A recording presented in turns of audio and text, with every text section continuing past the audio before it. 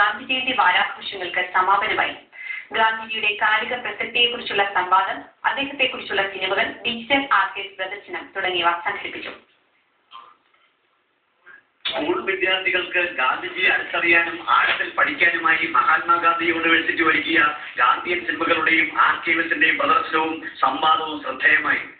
16 സ്കൂളുകളിൽ നിന്നായി തെരഞ്ഞെടുക്കപ്പെട്ട 50 കുട്ടികളും വൈസ് ചാൻസലർ രാജഗുരുക്കളും ചേർന്ന് യൂണിവേഴ്സിറ്റി അങ്കണത്തിൽ നടത്തിയ സംവാദത്തിൽ ഗാന്ധിജിയുടെയും ഗാന്ധിയൻ ആദർശങ്ങളുടെയും കാലിക പ്രാധാന്യമായിരുന്നു വിഷയം.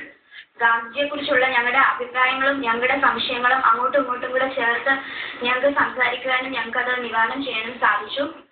10 മുതൽ 16 വരെ പ്രായമായ കുട്ടികൾക്ക് ഇന്ന് ഗാന്ധിജി ഉണ്ടായിരുന്നെങ്കിൽ എന്ത് ചെയ്യുമായിരുന്നു എന്നറിയുന്നതിലായിരുന്നു ആകാംക്ഷ. ഗാന്ധിജി തെരഞ്ഞെടുത്ത സമരമുഖത്തെക്കുറിച്ചും ഭാഷയെക്കുറിച്ചും ശൈലിയെക്കുറിച്ചും ഒക്കെ ഇനിയും ഗവേഷണങ്ങൾ നടത്തേണ്ടിയിരിക്കുന്നുവെന്ന് വൈസ് ചാൻസലർ അഭിപ്രായപ്പെട്ടു. ഗാന്ധിജി ഒരു വ്യക്തി എന്നതിനപ്പുറം ഒരു പ്രയോഗത്തിന്റെയും ഒരു സമീപനത്തിന്റെയും ഒക്കെ പ്രതീകം ആയി മാറിയിട്ടുണ്ട്. ലോകം അങ്ങനെയാണ് മഹാത്മാഗാന്ധിയെ ഇപ്പോൾ ആദരിക്കുന്നത്. അത് കുട്ടികൾ നേരിട്ട് മനസ്സിലാക്കുക എന്നുള്ളതാണ്. അതിന് ഏറ്റവും നല്ല പാഠം അദ്ദേഹത്തിന്റെ ജീവചരിത്രത്തിൽ നിന്ന് തന്നെയാണ് കിട്ടിയിരിക്കുക. ഗാന്ധിജിയെ കുറിച്ച് മഹാത്മജിയുടെ പേരുള്ള യൂണിവേഴ്സിറ്റി തന്നെ കുരുന്നു നാമ്പുകൾക്കായി അറിവിന്റെ വാതായനങ്ങൾ തുറന്നപ്പോൾ പങ്കെടുത്ത കുട്ടികൾക്ക് മാത്രമല്ല സംഘാടകർക്ക് സംതൃപ്തി. ഗാന്ധി ജയന്തിയോടനുബന്ധിച്ച് നടന്ന കുട്ടികളുടെ കൂട്ടായ്മയിൽ രജിസ്ട്രാർ MR ഉണ്ണി അധ്യക്ഷം വഹിച്ചു. PRO ശ്രീകുമാർ പ്രസംഗിച്ചു. ദൂരദർശൻ വാർത്തകൾക്ക് വേണ്ടി കോട്ടയത്ത് നിന്നും ജോബി മാങ്കൂട്ടം.